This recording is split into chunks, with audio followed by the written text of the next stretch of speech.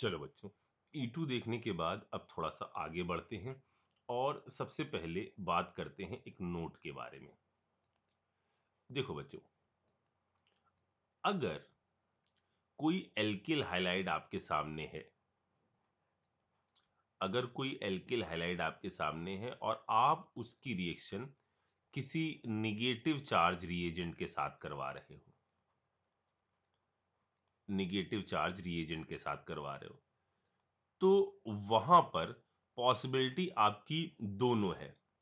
May be यहां हो जाए एलिमिनेशन या यहां हो जाए सब्स्टिट्यूशन। अगर अभी तक पढ़ी गई चीजों में हम लड़ाई देखें, मतलब यदि हमारे पास हम बात करना चाहें कि इस पर्टिकुलर कंपाउंड में E2 होगी या SN2 होगी, ठीक है, तो E2 या SN2 में जो डिसाइडिंग फैक्टर अभी तक हम लोगों ने देखा वो क्या है। देखो, E2 कब हो रही है? 3 डिग्री के केस में E2 जबरदस्त है, 2 डिग्री के केस में E2 थोड़ी कमजोर है, 1 डिग्री के केस में E2 बेकार है। SN2 कब होगी? SN2 1 डिग्री के केस में SN2 बढ़िया है, 2 डिग्री के केस में SN2 बुरी है, 3 डिग्री के केस में SN2 होगी ही नहीं। ठीक, अच्छा, और दूसरी चीज, E2 के लिए रिक्वायरमेंट है कि निगेटिव चार्ज जो आप ले रहे हो वो स्ट्रॉन्ग बेस होना चाहिए।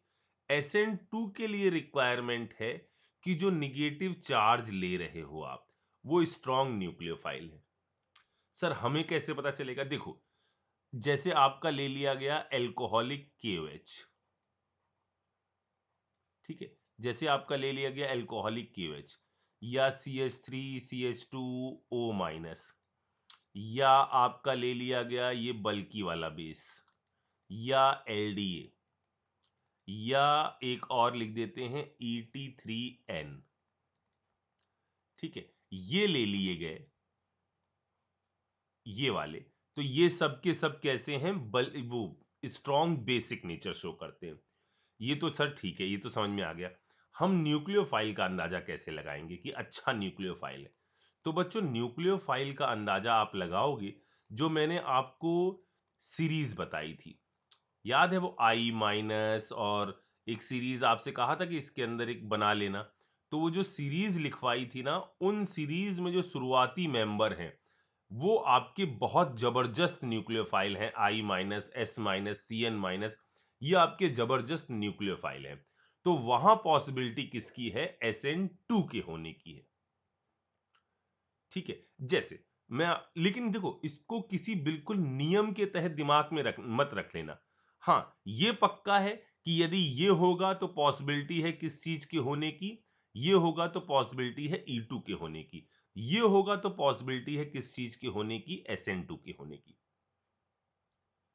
ठीक, अच्छा, जैसे अब मैंने कहा कि ये बताओ, मैंने यहां पर एक ऐसी चीज रख ली, एक एग्जांपल यहां पर मैं इधर लिखता हूं, ठीक है। जैसे मैंने कहा कि ये है हमारा एक Cl, ठीक है। अब आप इस पर इनकी रिएक्शन करवा रहे हैं। एक बार मैंने इस पर रिएक्शन करा दी, मान लेते हैं CH3 CH2 O-Na+, इसकी रिएक्शन करा दी, स्लैश साथ में ये भी लिखा रहता है CH3 CH2OH। इस पर मत जाना, ये इसलिए लिखा जाता है कि इस पर हमने सोडियम डाल दिया तो ये बन गया होगा। मान लो इसके साथ रिएक्शन करा रहे हैं, ठीक है। अब आ जाते हैं हम दूसरे के साथ। मान लो हमने इसके साथ रिएक्शन कराई, कुछ ऐसा कंपाउंड ले लिया CH3 CH2, इधर मैंने कहा S-, Na+,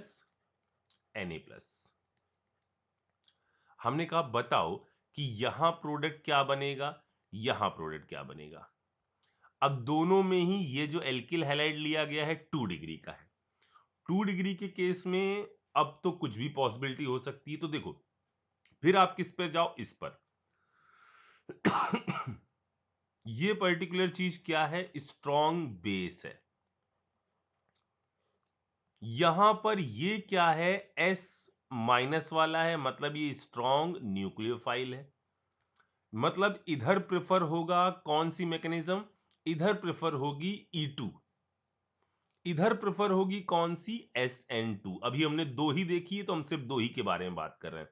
यहां होगी E2 और इधर होगी SN2। मतलब इसका जो प्रोडक्ट बनेगा, अगर मैं इसको थोड़ा सा और अच्छे से लिख दूं कि यहां मैंने इसको ऐसा लिख दिया,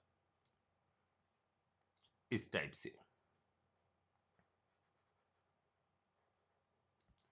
इधर Cl लगा दिया, ठीक है। अब ए का जो प्रोडक्ट बनेगा ना, ए का जो प्रोडक्ट बनेगा स्टेबल फॉर्म वाला, तो स्टेबल फॉर्म में यदि एक ही कहा जाएगा तो आप ट्रांस एल्कीन बनाओगे, क्योंकि यहां से H निकलेगा, ठीक है, यहां से H निकलेगा, ये प्रोडक्ट बनेगा। सबसे मेजर प्रोडक्ट ये है, समझ में आया? इधर से H निकला, इधर से ये निकला, ये स्टेबल एल्कीन बन गई according to Saytzeff rule, according to Saytzeff rule. तो जो स्ट्रॉन्ग बेस है उसने इस काम को कर दिया।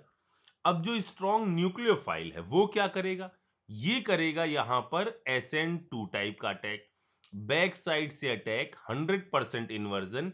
यानी यहां का मैं जो प्रोडक्ट लिखूंगा वो अब लिखूंगा ये, इधर ये डैश पर S CH2 CH3, ये होगा प्रोडक्ट किसके अकॉर्डिंग, SN2 के अकॉर्डिंग, और ये प्रोडक्ट होगा E2 के अकॉर्डिंग। इतनी बात भी समझ में आ गई। अच्छा, लेकिन अब ऐसा नहीं है कि आप इसको लकीर का फकीर मान लीजिए। जैसे मान लो मैंने आपसे कहा कि इस पर रिएक्शन कराओ कि CH3Br, इस पर रिएक्शन कराओ CH3CH2O- अब बताओ यहां क्या एलिमिनेशन की गुंजाइश है? यार एलिमिनेशन के लिए तो क्या होना चाहिए था, इसके बाजू वाला एक ये पहली पोजीशन है, एक दूसरी पोजीशन होती, 1-2 एलिमिनेशन होता, डबल बॉन्ड आता। यहां पर तो कुछ है ही नहीं, और कोई भी निगेटिव चार्ज के अंदर दोनों बिहेवियर होते हैं, बेसिक नेचर भी। हाँ, इसका जैसे इधर जो लिखा हुआ है ना, निगेटिव चार्ज के अंदर दोनों बिहेवियर होते हैं, ये बिहेव कर सकते हैं as a base, as a nucleophile, ठीक है। नो डाउट कि इसका बेसिक नेचर ज्यादा है, लेकिन ये यहां पर इसके बेसिक नेचर का तो कोई काम ही नहीं है, क्योंकि इसके पास दूसरी पोजीशन पर तो कोई हाइड्रोजन है ही नहीं। मतलब यहां पर कुछ भी कर लो, रिएक्शन कौन सी होगी, SN2। ये इस पर बैक साइड से अटैक करके इसको यहां से बाहर कर देगा। नहीं आई बात समझ? ठीक है। अब जैसे मैंने ये कहा होता कि इधर मैंने कर दिया होता CH3 CH3 CH3, इधर मैंने कर दिया होता Br, और मान लो मैंने रिएक्शन करवाई होती CH3 CH2 S- Na+। No doubt ये अच्छा न्यूक्लियोफाइल है, नो डाउट ये अच्छा न्यूक्लियोफाइल है, लेकिन न्यूक्लियोफाइल को तो SN2 करवानी चाहिए।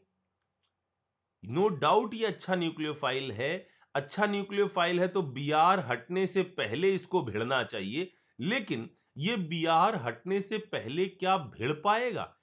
जाएगा तो भिड़ने, कि हम Br को हटाकर उससे पहले भिड़ने की कोशिश करेंगे, जाकर हम पहले भिड़ जाएंगे, लेकिन ये यहां जाकर क्या Br के साथ, Br के हटने से पहले इधर अटैक कर सकता है क्या? क्या ये SN2 करवा पाएगा? कोई पॉसिबिलिटी ही नहीं है SN2 होने की। तो फिर क्या होगा, ये यहां से H निकालेगा, जाएगा भिड़ने इधर, जाएगा तो भिड़ने इधर कि हम Br को बैक साइड से अटैक करके निकाल देंगे, लेकिन चूंकि यहां क्राउडिंग है, SN2 हो ही नहीं पाएगी, तो यहां कौन सी रिएक्शन होगी, इस साइड में रिएक्शन होगी E2। समझ में आ रही मेरी बात? तो ऐसा नहीं कि आप बिल्कुल लकीर के फकीर बन जाएं और ये कि बेस से ही हमें देखना है, नहीं, डिपेंड कर रही है चीजें कि कहां पर क्या है, ठीक है। तो जैसे यहां बेस होने के बावजूद हमने कौन सी कराई, SN2, यहां पर न्यूक्लियोफाइल होने के बावजूद हमने क्या कराई, E2। ठीक है, जैसे मैंने कहा होता, और इस एग्जाम्पल को देखते हैं फिर आगे बढ़ते, एक आधा और देख लेते हैं। जैसे मैंने कहा होता ऐसा है, ये है इधर, इधर है Br, इधर है डबल बॉन्ड। थोड़ा ज्यादा ही हैवी नहीं बन गया? जैसे मान लो ये कहा होता हमने ऐसा ऐसा ऐसा, इधर डबल बॉन्ड, इधर है Br।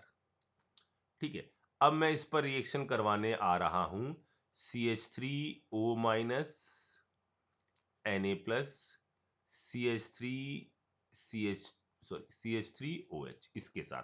ठीक है, अब क्या किया जाए? नो डाउट ये क्या है, अच्छा बेस है, इसको H निकालना चाहिए, ये H ही निकालने की कोशिश करेगा, लेकिन H जो है, जो निकलना चाह रहा है या जिसको आप निकालने की कोशिश करोगे, वो तो यहां पर जुड़ा हुआ है। ये यहां जुड़ा हुआ है तो क्या ये H आराम से निकल पाएगा? नहीं। यानी यहां ये बेस होने के बावजूद अपना बेसिक नेचर शो नहीं कर पा रहा है, यहां ये बेस होने के बावजूद अपना बेसिक नेचर शो नहीं कर पा रहा है, यहां एक न्यूक्लियोफाइल होने के बावजूद अपना न्यूक्लियोफिलिक नेचर नहीं शो कर पा रहा है। तो उन्होंने दूसरा रास्ता इख्तियार किया, यहां पर ये बिहेव करने लगा एक न्यूक्लियोफाइल की तरह, यहां पर ये बिहेव करने लगा एक बेस की तरह, यहां पर क्या होगा, ये बिहेव करेगा एज ए न्यूक्लियोफाइल, और इधर ये बनाएगा क्या चीज, इधर आएगा ये, इस साइड में आकर जुड़ेगा OCH3, और प्रोसेस फॉलो करेगी कौन सी, SN2 टाइप की मैकेनिज्म। ठीक, ये बात समझ में आ गई? अच्छा, अब मैं थोड़ा सा और चीजों को आगे बढ़ाता हूं। इसके अंदर सबसे पहली बात कि देखिए, यहां हमने जो प्रोडक्ट लिखा, वो मैंने बोला कि इधर जो है वो कौन सा रूल फॉलो होगा, सेटजेफ रूल फॉलो होगा। जब भी E2 एलिमिनेशन होगा तो वहां पर सेटजेफ रूल फॉलो होगा, एक्सेप्ट फ्यू केसेस। कुछ जगहों पर सेटजेफ रूल फॉलो नहीं होगा। सेटजेफ रूल का मतलब क्या है? सेटजेफ रूल का मतलब ये है कि more stable alkene will form.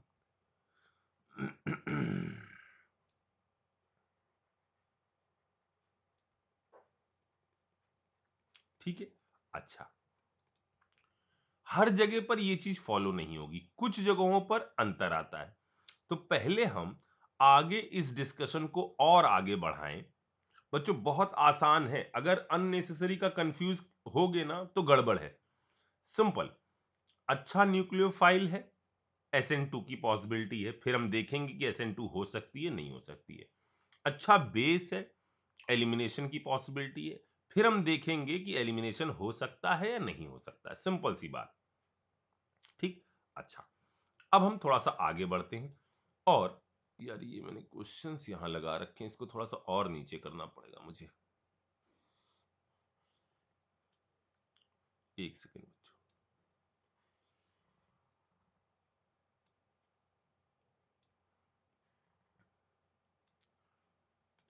ठीक है,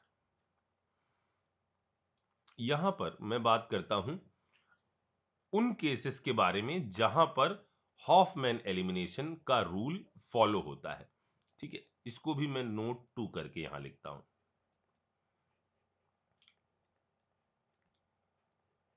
हॉफमैन एल्कीन, ऊपर वाले को सेटजेव एल्कीन कह सकते हैं अपन, इसको हम कहेंगे हॉफमैन एल्कीन। हॉफमैन एल्कीन मतलब जहां पर स्टेबल आप ना बना रहे हो। स्टेबल एल्कीन मतलब जिसमें अल्फा हाइड्रोजन ज्यादा हो, उसको आप ना प्रोड्यूस कर रहे हो। Hofmann alkene will form in these cases.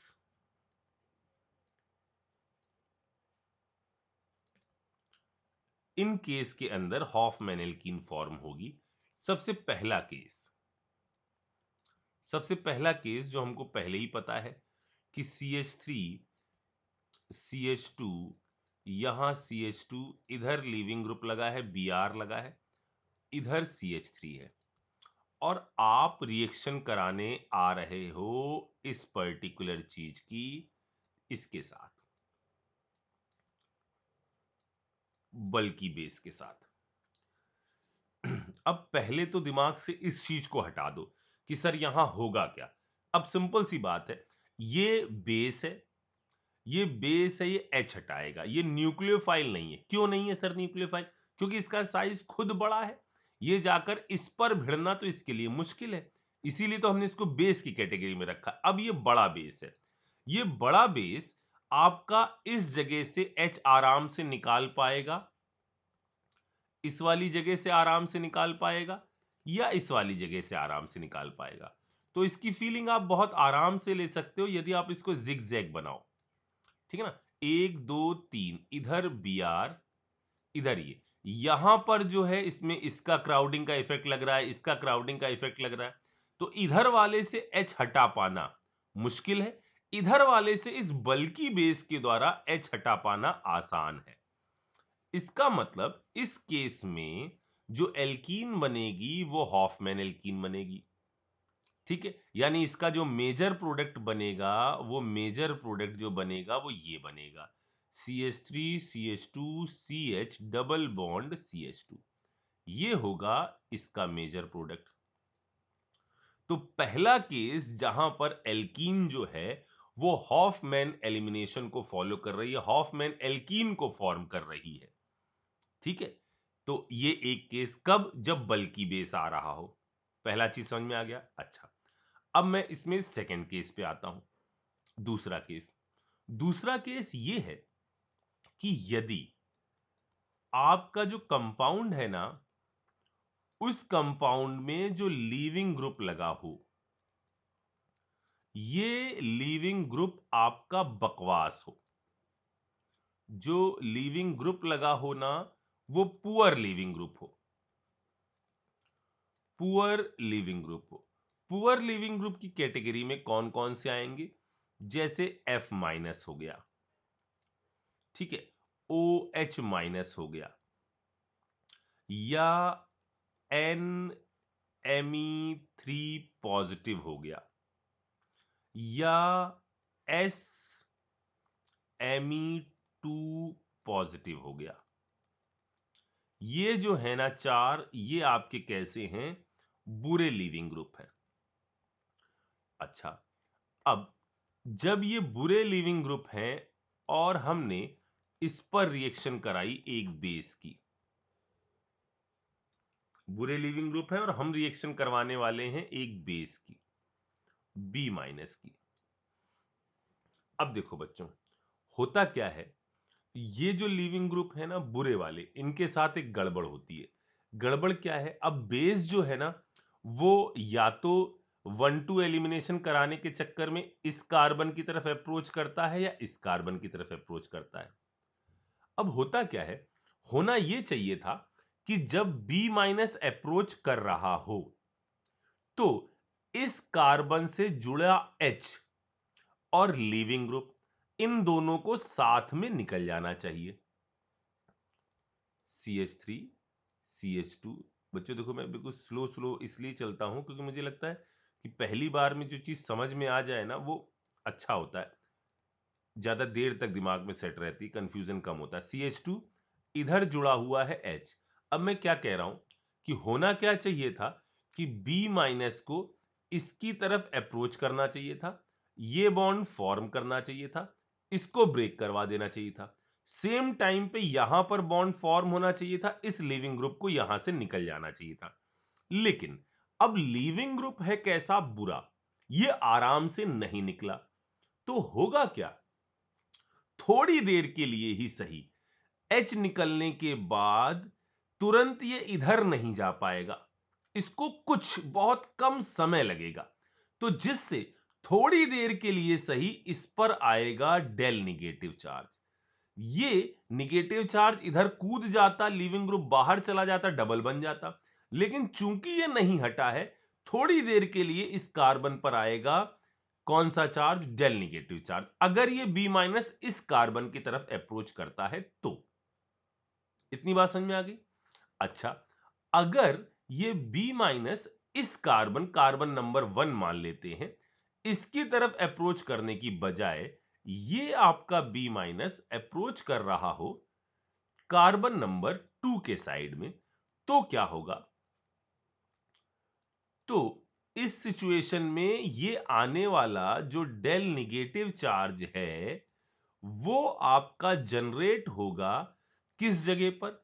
ये जनरेट होगा इस वाली लोकेशन पर। ये जनरेट होगा इस वाली लोकेशन पर। इधर बी माइनस ये बॉन्ड फॉर्म कर रहा है, ये बॉन्ड ब्रेक हो रहा है, लेकिन चूंकि ये नहीं निकला, इस पर थोड़ी देर के लिए आया क्या? Del negative charge. इन दोनों में ये जो डेल निगेटिव चार्ज आ रहा है वो 2 डिग्री पर आ रहा है, ये जो डेल निगेटिव चार्ज आ रहा है वो 1 डिग्री पर आ रहा है। क्या लगता है कि कार्ब एनायन कौन सा ज्यादा स्टेबल है? थोड़ी देर के लिए ही बनने वाला, तो ये बी माइनस इधर अप्रोच करके इस अनस्टेबल चीज को बनाना ज्यादा प्रेफर करेगा या इधर अप्रोच करके इस स्टेबल चीज को बनाना ज्यादा प्रेफर करेगा? सर ये क्यों स्टेबल है? क्योंकि बेटा ये कार्ब एनायन है। कार्ब एनायन में जितनी डिग्री कम होती है उतना स्टेबल होता है, हमने बोला अभी पिछले एपिसोड में। और इधर क्या है, कार्ब एनायन है, जितनी डिग्री ज्यादा है उतनी इसकी स्टेबिलिटी कैसी हो जाएगी? कम। It means in poor living group के अंदर ये बी माइनस अप्रोच करेगा इस वाली जगह पर और बनाएगा कौन सा एल्कीन? एच हटने के बाद ये इधर और इधर, यानी इस केस में भी फॉर्म होगा आपका कौन सा एल्कीन? हॉफमैन।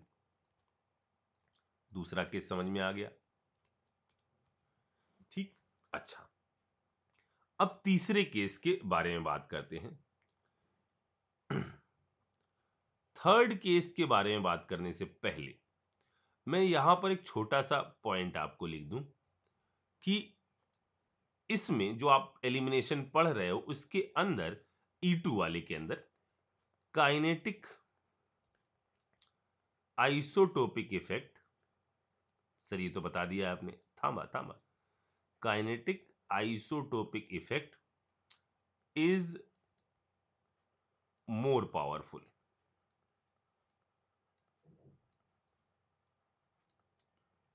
क्या मतलब है इसका? देखो, अगर मैंने ये एल्कीन ली CH3 CH2 और इधर मैंने लगा दिया CH3, या एक काम करते हैं, एक साइड में पहले ऐसे करता हूं, इस साइड में लगा देता हूं मैं D3, इस साइड में लगा देता हूं Br। ठीक। अब इस पर मैंने बेस की रिएक्शन कराई। अब दो रास्ते हैं आपके पास। इधर वाला यदि आपने H हटाया, इस वाले H को हटाया, तो आपका ये एल्कीन बनेगा CH2 डबल बॉन्ड CH और CD3, ये एल्कीन बनेगा। और यदि आपने इस साइड वाले D को हटाया तो ये एल्कीन बनेगा। अब इन दोनों एल्कीन में नो डाउट कि ये एल्कीन ज्यादा स्टेबल है। क्यों सर, ये एल्कीन क्यों ज्यादा स्टेबल है? क्योंकि एल्कीन की स्टेबिलिटी आप चेक करते हो हाइपर कॉन्जुगेशन से।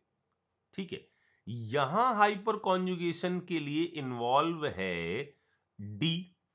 आपको हाइपर कॉन्जुगेशन बनाते वक्त डी को हवा में लटकाना है और इलेक्ट्रॉनिक डेंसिटी फ्लो करवानी है। यहां आपको एच को हवा में लटकाना है और इलेक्ट्रॉनिक डेंसिटी फ्लो करानी है। एच को हवा में लटकाना डी की तुलना में ज्यादा आसान है, क्योंकि डी का न्यूक्लियस और कार्बन के बीच का फोर्स जो लग रहा होगा वो ज्यादा स्ट्रांग लग रहा होगा, इस बॉन्ड को तोड़ना मुश्किल है। इट मींस यहां की जो एल्कीन है, सेकेंड वाले केस की एल्कीन है, वो ज्यादा स्टेबल है।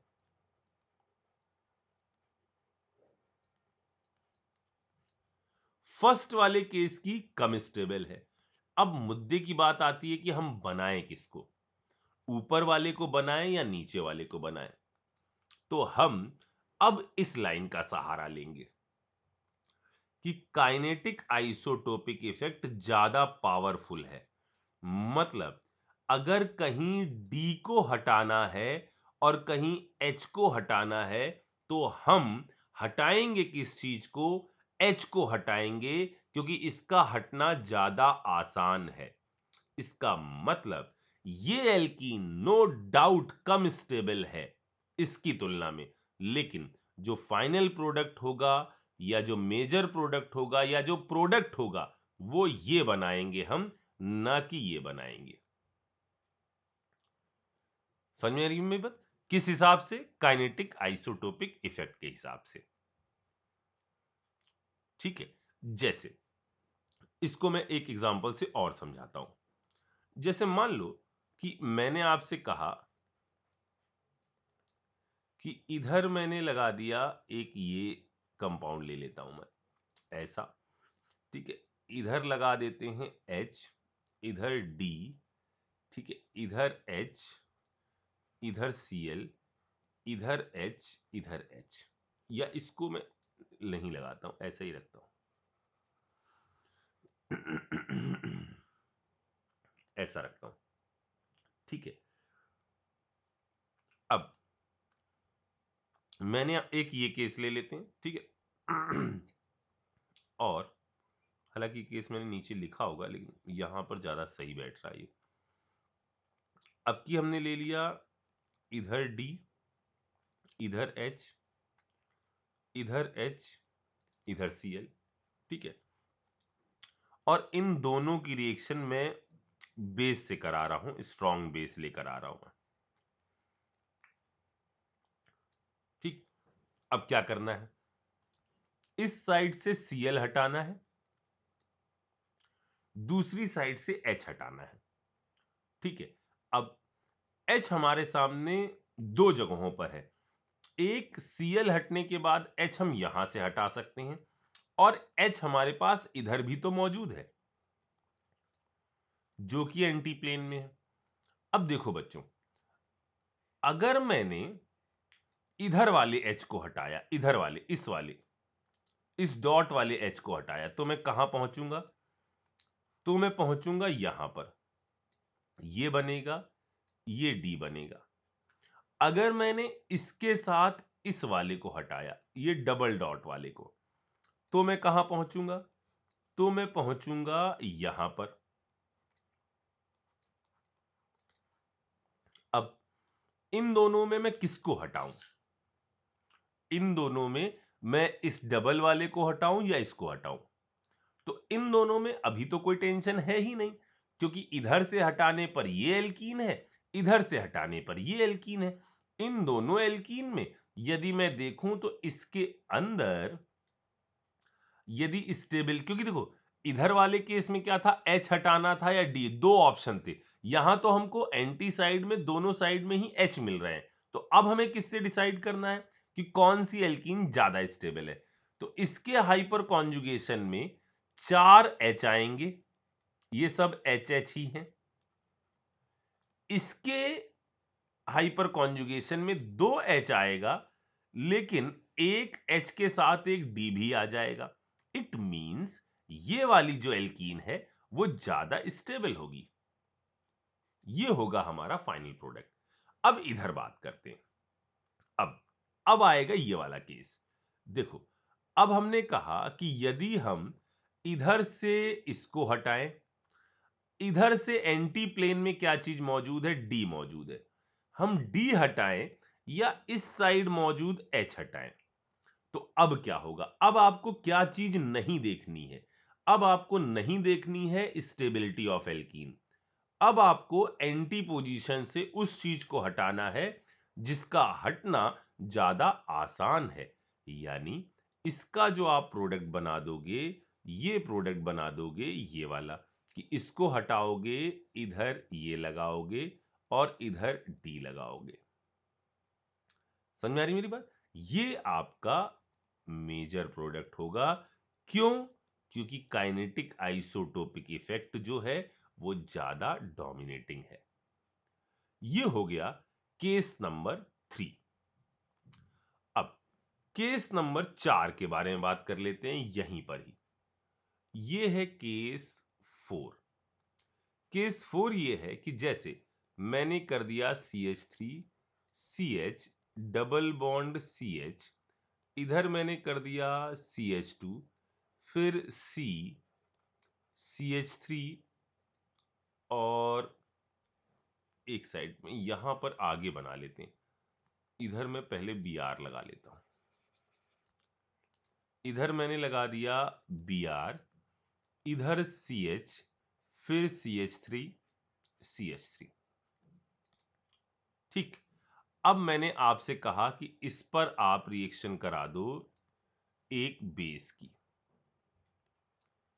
B-। अब इसको हटाया। अब हम क्या करें? हमारे पास ऑप्शन है पॉइंट वाले से हटाने का, डबल पॉइंट से हटाने का। इधर ज्यादा देखो, हॉफमैन सेट्जेफ एल्कीन क्या कहती है कि Br हटने के बाद H उधर से हटाओ जहां पर H हटने के बाद ज्यादा स्टेबल एल्कीन बन रही। तो इधर की एल्कीन लग रहा है ज्यादा स्टेबल है, लेकिन हम इधर से हटाएंगे और H इधर से हटाएंगे। कारण क्या है कि यहां से H हटने के बाद ये जो सिस्टम बन रहा है वो आपका कैसा बन रहा है? ये रेजोनेंस स्टेबलाइज बन रहा है। तो इस केस को भी ध्यान रखना। ठीक है, तो ये 4 केस हैं जहां पर नॉर्मल तरीके से काम नहीं होता, जहां पर कुछ और होता है। सबसे ज्यादा इंपॉर्टेंट है आपका बल्की बेस और ये जो काइनेटिक आइसोटोपिक इफेक्ट वाला है। ठीक, इतनी चीज समझ में आ गई। अच्छा, अब ये तुरंत फिर आ गया, इसको फिर से, लेकिन आगे तो मेरे पास जगह ही नहीं है। उम, उम, उम, उम, उम, क्या करूं?